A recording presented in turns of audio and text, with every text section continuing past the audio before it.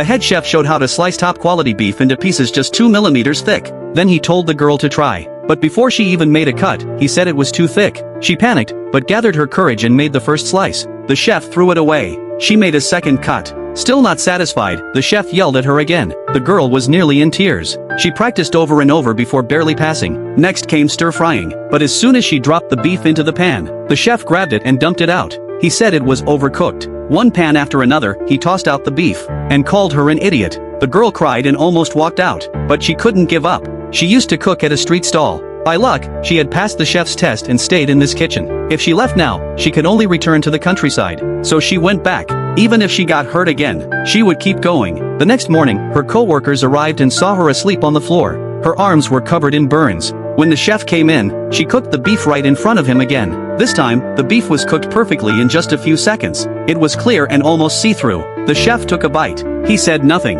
After passing that test, they went to a grand banquet. At the banquet, the beef dish the girl made looked like a work of art. The rich guests clapped in awe. But when the girl hoped to move forward, the chef made her clean floors. She was angry. Until one thing changed everything. One day, a co-worker was smoking in the kitchen. The chef caught him. He pushed the man's head toward a pot, dipped the cigarette into the soup, and forced him to drink it. The girl was terrified. That incident caused a staff shortage. The chef had no choice but to let her cook again. But this time, the guests were not rich people. They were ordinary people. Just before the soup was served, the chef tasted it and immediately threw it out. No one understood. There was no time to make a new soup. The chef boiled a clear broth, using water and instant noodle seasoning. The girl was shocked. The guests didn't notice. They drank it happily. Back at the kitchen, the chef was angry. He said one of the guests was allergic to seafood, but the soup had a piece of shellfish bud inside. He fired the soup cook on the spot, and kept insulting him. That cook snapped, grabbed a knife, and stabbed the chef. The chef was sent to the hospital.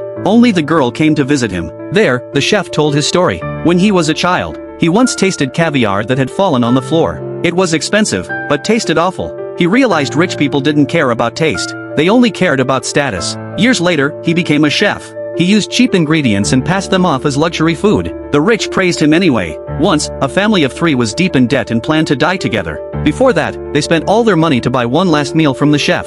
He served them a dish made with instant noodle seasoning. That story shattered the girl's respect for him. She realized the chef was a fraud.